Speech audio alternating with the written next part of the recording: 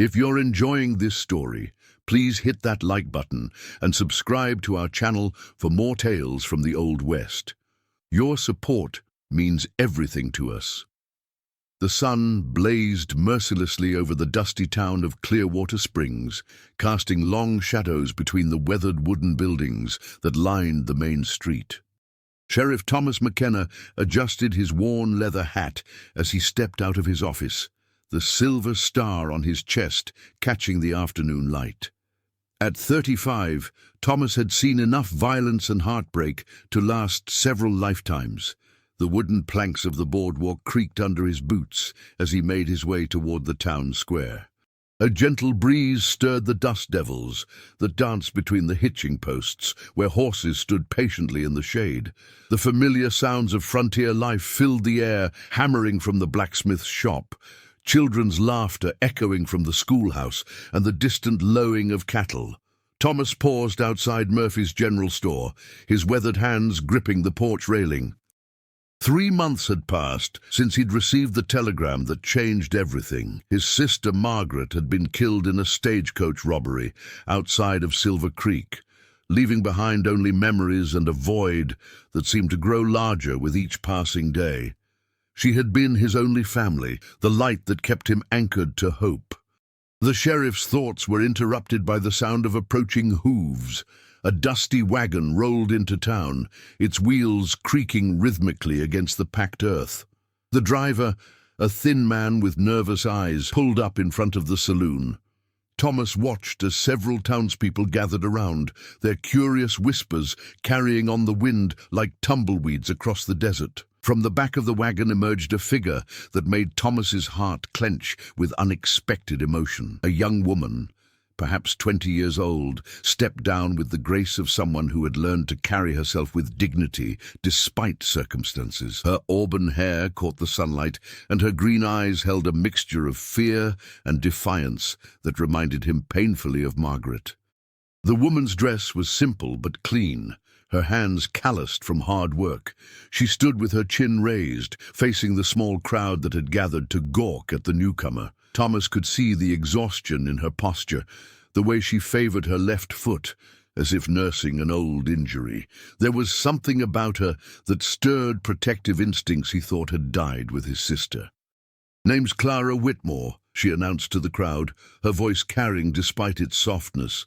"I'm looking for honest work." The words hung in the air like a challenge, and Thomas noticed how some of the townsfolk exchanged knowing glances. In a frontier town like Clearwater Springs, a woman traveling alone without family was often viewed with suspicion and sometimes worse. Thomas approached the group, his presence causing the crowd to part respectfully. He had earned their trust through years of fair dealing and unwavering honesty in a land where both qualities were rare as water in the desert. "Miss Whitmore," he said, touching the brim of his hat, "I'm Sheriff McKenna. Welcome to Clearwater Springs." Clara's eyes met his, and for a moment Thomas felt something shift inside his chest. There was intelligence there, and strength, but also a deep sadness that seemed to mirror his own. "Thank you, Sheriff," she replied, her voice steady despite the uncertainty of her situation. "I hope to make an honest living here, if the town will have me." The wagon driver, eager to complete his business and move on, spoke up. "She's paid her way here fair and square, Sheriff.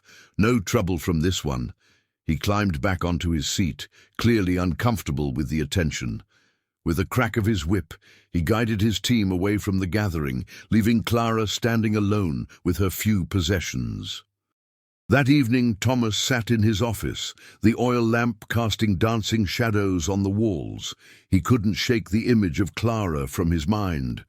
There was something about her story that didn't quite add up, but he had learned to trust his instincts about people. She seemed genuine, despite whatever secrets she might be carrying from her past. A knock at his door interrupted his thoughts. "Come in," he called, and Clara stepped inside, her presence immediately making the small office feel warmer. She had changed into a different dress, this one patched but carefully mended. Her hair was pulled back in a simple bun, and she carried herself with the quiet dignity he had noticed earlier. "Sheriff McKenna," she began, her hands clasped in front of her. I wanted to thank you for your kindness today. I know how suspicious it must look, a woman traveling alone. She paused, seeming to gather her courage. I was hoping you might know of someone who needs domestic help. I'm a good cook and seamstress. Thomas leaned back in his chair, studying her face in the lamplight. Miss Whitmore, may I ask what brought you to Clearwater Springs? It's not exactly on the main travel routes. His voice was gentle, but carried the authority of someone accustomed to seeking truth in a world full of deception. Clara's hands tightened slightly, but her gaze remained steady. I lost my family in Kansas. Cholera took them last spring. Her voice caught slightly on the words. I sold everything I had to pay for medicine and burial costs. When that ran out, I had to make some difficult choices to survive. The sheriff nodded slowly, recognizing the pain in her voice. He had seen enough suffering to know genuine grief when he encountered it. I'm sorry for your loss, he said quietly. I know something about losing family myself. He stood up, moving to the window that looked out over the quiet main street. My sister Margaret was all I had left, Thomas continued, his voice thick with emotion. She was killed 3 months ago in a stagecoach robbery. Every day since then, I've wondered what I could have done differently, how I might have protected her better. He turned back to Clara, seeing understanding in her eyes. Clara took a small step forward. I'm truly sorry, Sheriff. Losing someone you love, it changes everything, doesn't it? There was a wisdom in her words that spoke of personal experience with loss. But maybe that's why we find each other, those of us who understand that kind of pain. Thomas felt something stir in his chest, a warmth he hadn't experienced since Margaret's death. Miss Whitmore, I have a proposition for you. My house has been empty except for me since my sister died. I could use someone to help with cooking and keeping house. The pay would be fair, and you'd have your own room. Clara's eyes widened slightly, and Thomas quickly continued. I know how that might sound, but I assure you my intentions are honorable. I'll speak to Reverend Williams about the arrangement, make sure everything is proper. You'd be free to leave at any time if you're not comfortable. For a moment, Clara said nothing, her green eyes searching his face as if trying to read his soul. Finally, she nodded slowly. I accept your offer, Sheriff. I can start tomorrow if that suits you. There was relief in her voice, but also something else, gratitude mixed with a hint of hope. The next morning, Clara arrived at the sheriff's house just as the sun was painting the eastern sky in shades of pink and gold. The house was larger than most in town, with a wraparound porch and well-tended garden that spoke of a woman's touch now absent. Thomas met her at the door, looking somewhat embarrassed by the state of his bachelor housekeeping. I'm afraid I haven't been much good at taking care of things since Margaret passed, he admitted, leading her through rooms that clearly needed a woman's attention. Dust covered the furniture, dishes were stacked in the kitchen, and the general air of neglect spoke of a man too lost in grief to care for his surroundings. Clara rolled up her sleeves without comment, moving through the house with efficient grace. Don't worry about it, Sheriff.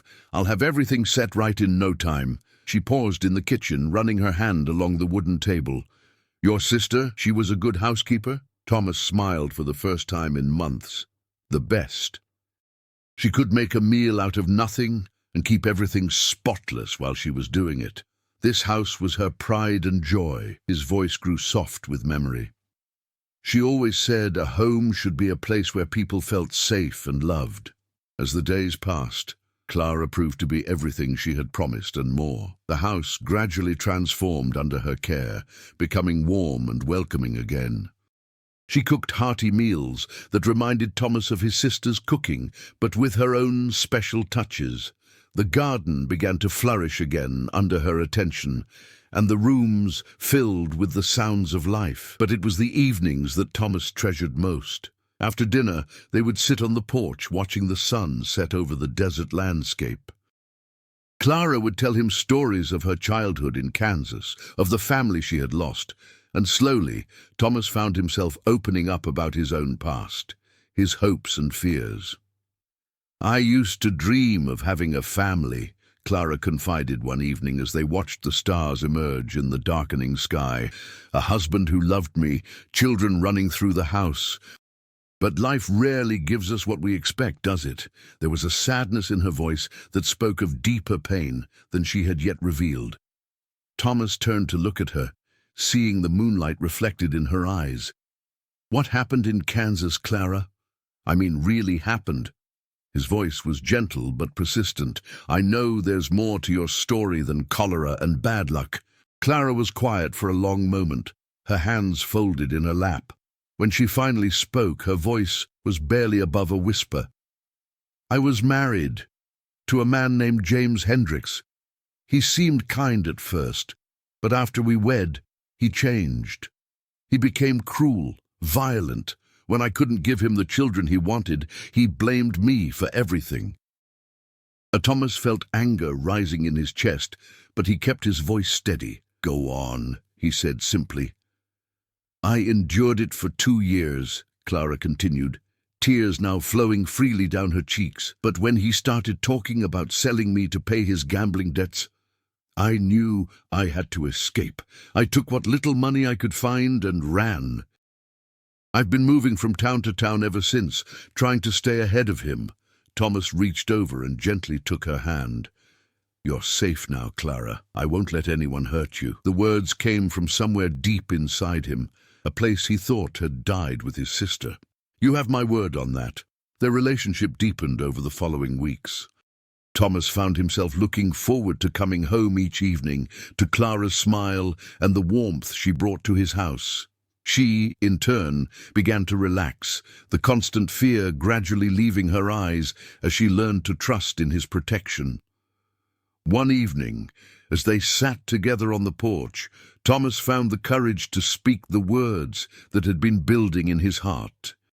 "Clara, I know this might seem sudden, but I've grown to care for you deeply, more than I thought I could care for anyone again after Margaret died." Clara turned to face him, her eyes wide with surprise and something that might have been hope. "Thomas, she began, but he gently interrupted her. "I'm not asking for an answer right now," he said quickly. "I just wanted you to know how I feel. You've brought light back into my life, given me reason to hope again. If you could ever see your way to becoming my wife, I would be the happiest man in the territory." Clara's hand flew to her throat, and for a moment Thomas feared he had moved too quickly.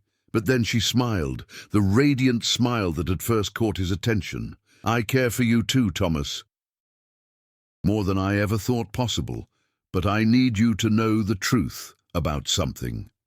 Thomas waited, his heart pounding as Clara gathered her courage. "I can't have children," she said finally, her voice breaking slightly. "The doctor in Kansas confirmed it.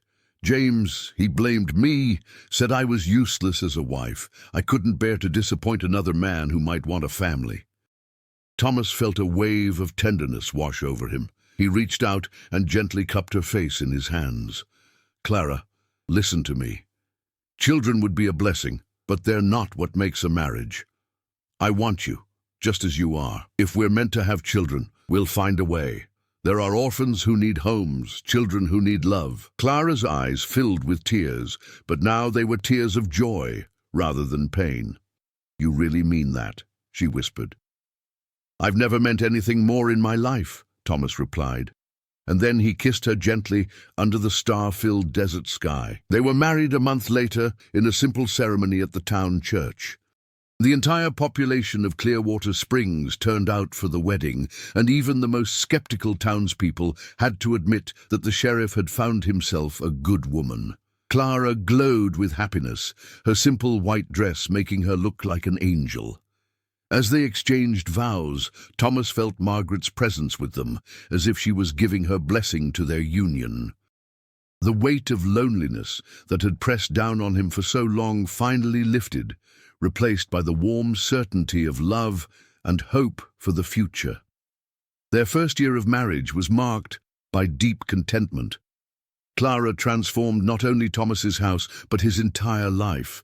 She became involved in the community, helping with church functions and befriending the other women in town. Her gentle nature and kind heart won over even the most reserved residents. Thomas, meanwhile, found renewed purpose in his work as sheriff. Having someone to come home to, someone who worried about him and cared for his welfare, made him more careful, but also more determined to keep the peace in Clearwater Springs.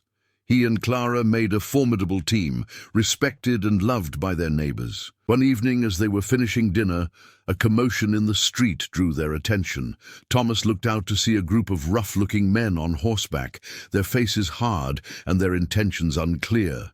His hand instinctively moved to his gun as he recognized the type trouble looking for a place to happen. "Stay inside," he told Clara, but she caught his arm. "Be careful," she whispered, and he saw the fear in her eyes. Not for herself, but for him. It was a fear born of love, and it made him even more determined to handle whatever was coming without violence, if possible. The men turned out to be drifters, looking for work and a place to rest. Thomas dealt with them firmly but fairly, making it clear that Clearwater Springs was a peaceful town that intended to stay that way. As he watched them ride away, he felt Clara's hand slip into his. "I was so afraid," she admitted. "Not of them, but of losing you. I couldn't bear to lose someone I love again." Thomas pulled her close, understanding completely. "We'll face whatever comes together," he promised. "That's what marriage means, standing side by side, no matter what." As the months passed, their love only grew stronger. They talked about everything and nothing, shared dreams and fears, and built a life together that was richer than either had dared to hope for. Clara's laughter filled the house, and Thomas found himself smiling more than he had in years. One day, while Clara was visiting with the other women in town, Thomas received a telegram that made his blood run cold. The message was brief, but terrifying. "Found your wife, coming to collect what's mine. James Hendricks." Thomas stared at the telegram, his hands shaking slightly. He had always known this day might come, but he had hoped that Clara's past would stay buried. Now, faced with the reality of her abusive first husband's approach, he felt a cold determination settle over him. When Clara returned home that evening, Thomas was waiting for her with the telegram in his hand. She took one look at his face and knew immediately what had happened. The color drained from her cheeks, and she sank into a chair as if her legs would no longer support her. "He's coming," she whispered, and it wasn't a question. Thomas knelt beside her chair, taking her trembling hands in his. "Clara, listen to me. I won't let him take you. You're my wife now, and I'll protect you with my life if necessary." Clara's eyes filled with tears. "You don't understand, Thomas. He's not just cruel, he's dangerous. He won't just give up and go away. He sees me as his property, and he'll kill anyone who tries to keep me from him." Thomas's jaw tightened. "Then he'll have to go through me first. I'm the law in this town, and I have right on my side. More than that, I have love, and that's stronger than any man's claim of ownership." The next few days were tense as they waited for Hendricks to arrive. Thomas made preparations, alerting his deputy and some of the more reliable men in town. He also spoke to Reverend Williams, making sure that their marriage was fully documented and legal, leaving no room for doubt about Clara's status. Clara, meanwhile, struggled with fear and guilt. She blamed herself for bringing danger to Thomas and to the town that had become her home, but Thomas wouldn't hear of it. "You did nothing wrong," he told her firmly. "You escaped from a bad situation and found happiness. That's not a crime, it's a victory." James Hendricks arrived on a Tuesday morning, riding into town with two companions who looked like hired gunmen.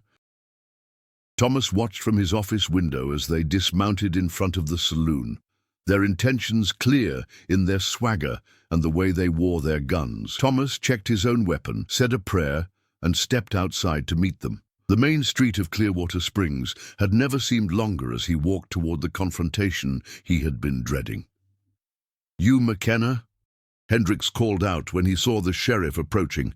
He was a big man, with cold eyes and a cruel mouth that matched Clara's description perfectly. "I'm Sheriff McKenna," Thomas replied, his voice steady and carrying clearly in the morning air. "I assume you're James Hendricks."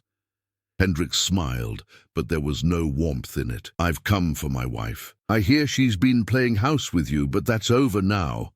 Clara belongs to me, and I'm taking her home." Thomas stopped about 10 feet away, his hand resting casually on his gun belt. "I'm afraid there's been a misunderstanding, Mr. Hendricks.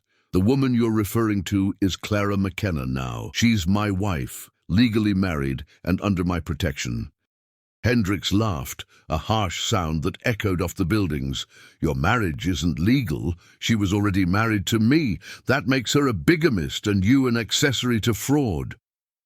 Thomas had anticipated this argument. "Your marriage to Clara was dissolved when you abandoned her and threatened to sell her to pay your debts. She fled in fear for her life, which constitutes legal abandonment. Our marriage is valid under territorial law." The confrontation might have continued, but at that moment, Clara appeared on the street, having been unable to stay hidden while her husband faced danger on her behalf. She walked toward the group with her head held high, her courage evident in every step. "Hello, James," she said quietly, her voice carrying despite its softness. "I wondered when you'd find me." Hendricks's eyes gleamed with satisfaction. "There's my runaway wife. Did you really think you could hide from me forever? You belong to me, Clara, and I've come to collect what's mine." Clara looked at him with pity rather than fear. "I belong to myself, James. I always did. You were just too blind to see it." She moved to stand beside Thomas, and he felt her hand slip into his. "This is my husband now, and this is my home."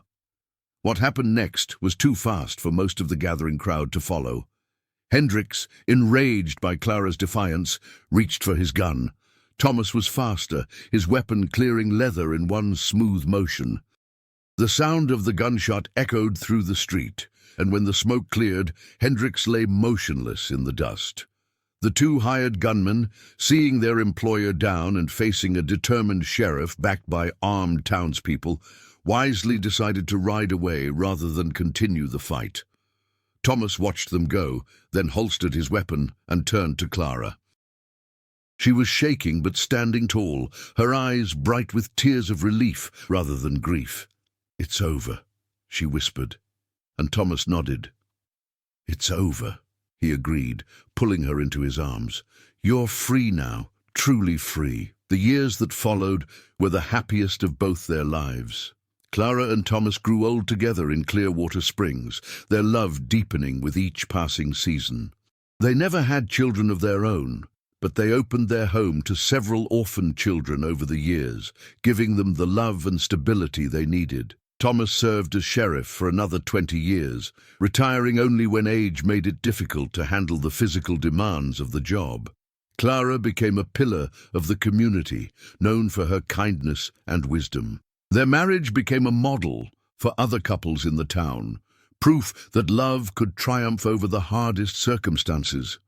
In their final years, as they sat together on the same porch where they had first fallen in love, Clara would sometimes reflect on the journey that had brought them together.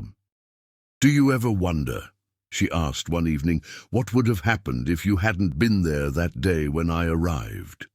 Thomas squeezed her hand gently. "I try not to think about it," he replied.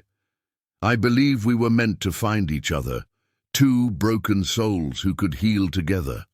Margaret used to say that God never closes one door without opening another." Clara smiled, the same radiant smile that had first captured his heart. "She was a wise woman, your sister. I wish I could have known her."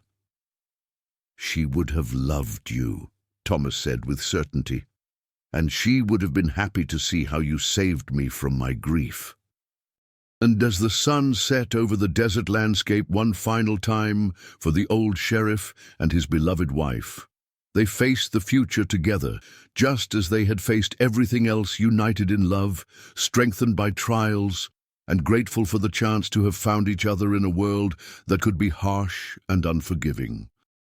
Their story became part of the legend of Clearwater Springs, told and retold by generations of residents who remembered the honest sheriff and the woman who had transformed his life. It was a reminder that love could be found in the most unlikely places, and that even the deepest wounds could heal when the right person came along. What do you think about Clara's decision to face James Hendricks directly instead of staying hidden? Do you believe she was right to confront her past, or should she have let Thomas handle it alone? Share your thoughts in the comments below and let us know what you would have done in her situation.